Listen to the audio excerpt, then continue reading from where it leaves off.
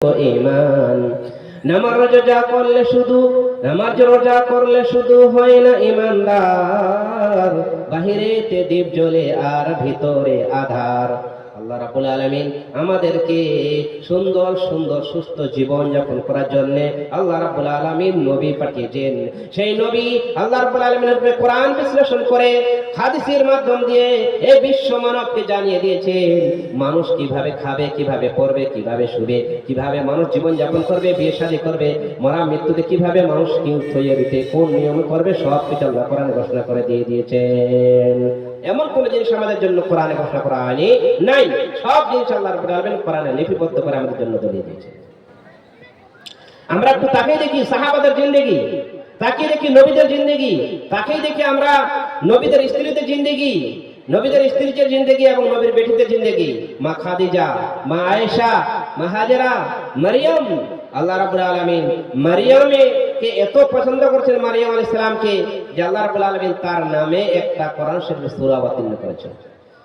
পুরো কোরআনের আল্লাহ রাব্বুল আলামিন কোন মেয়ে ছেলের নাম উল্লেখ করেননি, শুধু একটি জায়গায় আল্লাহ রাব্বুল আলামিন একটা সূরা দিয়ে তার ভিতরে আল্লাহ রাব্বুল আলামিন একজন মহিলার নাম উল্লেখ করে ঘোষণা করে দিয়েছেন। কোরআনে একটা সূরা আছে সূরাতুন নিসা। নিসা মানে হচ্ছে মহিলাগণ, মেয়ে ছেলেগণ। কিন্তু আল্লাহ রাব্বুল আলামিন এছাড়াও পার্সোনাল করে এক জায়গায় একটা মহিলার নাম নিয়ে উল্লেখ করে আল্লাহ সূরা অবতীর্ণ করে তার নাম দিয়েছেন। কেমন? একটু ঘটনাটা বলি, একটু কোরআনের আয়াত একটু শুনি দেখি।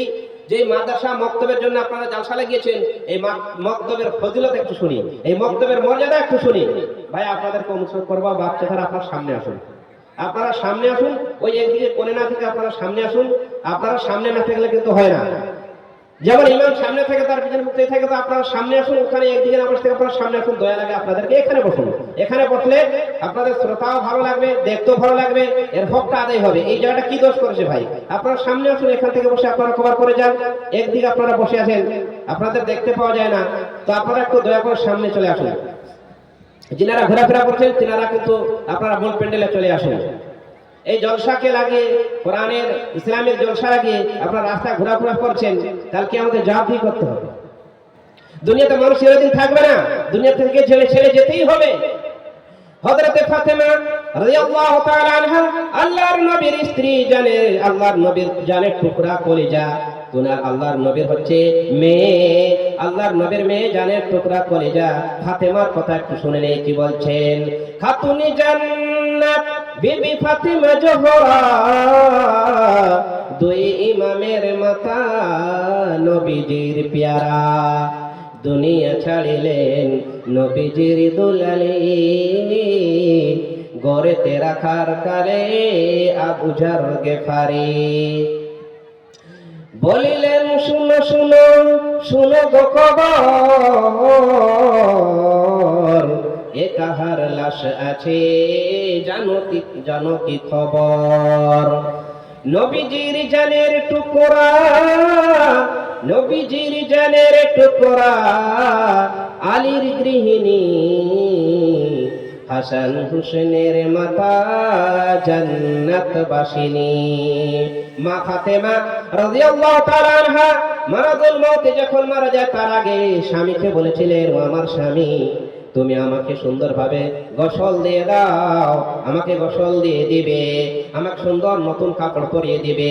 স্বামীকে ডেকে স্বামীর কাছ থেকে সমস্ত মাপ নিয়ে নিয়েছেন। উনি বুঝতে পারছেন যে আমার আয়ু শেষ হয়ে যাবে। যখন আল্লাহর নবীর ইন্তেকাল হয়েছিল, আল্লাহর নবীর ইন্তেকাল হয়ে যাওয়ার পরে পুরো দুনিয়া যখন শোকাতুর হয়ে গেছিল, পারা মারাদুল মউত, যখন আল্লাহর নবী যখন মরণকাল যখন কাছাকাছি এগিয়ে এসেছিল, মউত আজরাইল কাছাকাছি এসে গেছে, আল্লাহর নবীর কাছে মা ফাতেমা ছিল। মা ফাতেমাকে ডেকে আল্লাহর নবী বলেছিল, ও আমার ফাতেমা, ও আমার মেয়ে কলিজার টুকরা, তুমি চিন্তা করো না, আমি দুনিয়া থেকে যাওয়ার পরে সর্বপ্রথম তোমার সঙ্গে আমি মিলিত হব। 6 মাস পরে তোমার সঙ্গে আমার সেই জায়গায় আল্লাহর কাছে তোমার সঙ্গে আমার দেখা হবে, মুলাকাত হবে। ওই ফাতেমা রাদিয়াল্লাহু তাআলা আনহা, যিনি জান্নাতের সন্তানী, ও সাইয়্যিদাতুস নিসা ও ফাতিমাতুজ জাহরা, দুনিয়াতে যত মেয়ে ছেলে আছে আল্লাহ রাব্বুল আলামিন হুকুমে মারা যাওয়ার পরে যারা জান্নাতে যাবে সমস্ত জান্নাতের রানী হবে, সমস্ত জান্নাতের কুইন হবে মা ফাতেমা রাদিয়াল্লাহু তাআলা আনহা।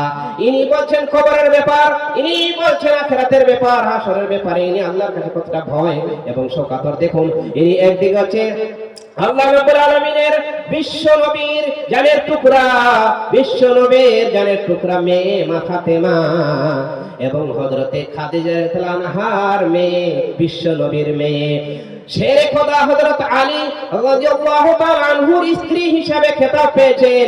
অন্যদিকে জান্নাতের যত যুবক ছেলেরা থাকবে হাসান এবং হুসেন সমস্ত যুবক ছেলে রাজা হবে।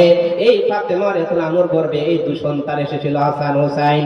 এতগুলো সব কিছু পাওয়ার পরে মা ফাতেমা রাদিয়াল্লাহু আনহাকে কবর সম্বোধন করে বলছে এবং কবরের সামনে রেখে বলছেন আবু জার গফার যখন কবরে রাখতে যায়, কবরে রাখতে যাওয়ার পর আবু জার গফার কবরকে সম্বোধন করে বলে হে কবর তুমি কি জানো আমি তোমার কাছে তোমার করে কাকে রাখতে যাচ্ছি? কিছুক্ষণের মধ্যে সর্বশেষ নবী লাস্ট প্রফেট হযরত মুহাম্মদ মুস্তাফা সাল্লাল্লাহু আলাইহি সাল্লামের জানের টুকরা তার মেয়ে মা ফাতেমাকে তোমার কাছে আমি সুপর্দ করে যাব।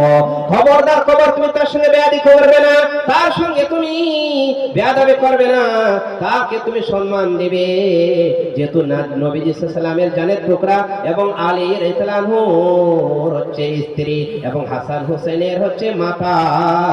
তাই কথাটা এখানে আল্লাহ ঘোষণা, কবি এখানে ঘোষণা করে বলে দিয়েছেন নবীজির জানের টুকরা হযরত আলীর গৃহিণী হাসান হুসেনের মাতা জান্নাতবাসিনী। এবার কবর আবু জার গফারকে সম্বোধন করে কি বলছে শোনো, কবর থেকে জবাব আসে, কবর থেকে জবাব আসে শুনো গো আবু জার, সুপারিশ চলিবে না নিকটে আমার। কার লাশ কি পরিচয় কিছু যে বুঝি না, পাবে না নাজাত কেউ দিন ইমান বিনা। নেককার দিনদার, নেককার দিনদার যেজন হইবে কবরতে সেই জন নাজাত পাইবে। কবর সুন্দরভাবে বলে দিল, কবর পৃথিবীর প্রত্যেকটা মানুষকে প্রত্যেক দিন ডাক দিতে থাকে আনা গুরবাতুল ওয়াহদা আনা গুরবাতুল হাইয়া, আমি হচ্ছে সাপ বিচ্ছুর ঘর, আমি পোকামাকড়ের ঘর, আমি অন্ধকার ঘর, আমি ছোট্ট ঘর। আমরা কিন্তু শুনতে পাই না, বুঝতে পারি না, দুনিয়াতে আমরা দম্ভ ভরে চলি, টাকা পয়সা পদ মর্যাদা আমরা অহংকার করি। মাটির দেওয়া দেহ তোমার, মাটির দেওয়া দেহ তোমার, মাটির ওই গঠন, শ্বাস ফুরালে হবে মাটি রাখিও শরণ। মাটির নিচে বাড়ি তোমার, মাটির নিচে বাড়ি তোমার, মাটির নিচে ঘর। আরে এই দুনিয়ায় আপন যারা তারা সবাই হবে পর।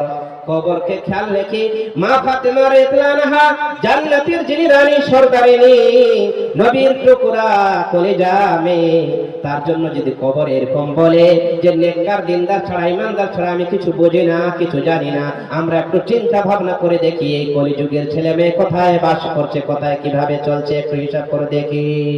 নামাজ পড়ো মা বোনেরা, নামাজ পড়ো মা বোনেরা, এখনো তো আছে সময়, দুয়ারে আসিবে পালকি মাগো, দুয়ারে আসিবে পালকি মাগো, করিবেন যে হায় রে হায়। বেপরদা বেপরোয়া, বেপরদা বেপরোয়া যে বানারি বেড়াইবে দোজখের আগুনে সর্বদাই জ্বলিবে। পরপুরুষের সঙ্গে যে জন, পরপুরুষের সঙ্গে যে জন মেলামেশা করিবে দোজখের ওই আগুন সেই জন মূল্য দিয়া কিনিবে। এই দুনিয়াতে আমরা চিন্তা করে দেখি, দুনিয়া ছাড়তে হবে, কবরে যেতে হবে। एक रोज तूने आया,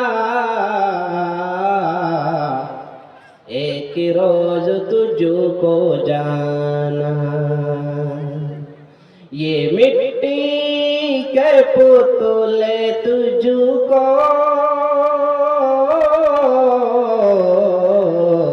तुझे मिट्टी में है समाना, रहना नहीं किसी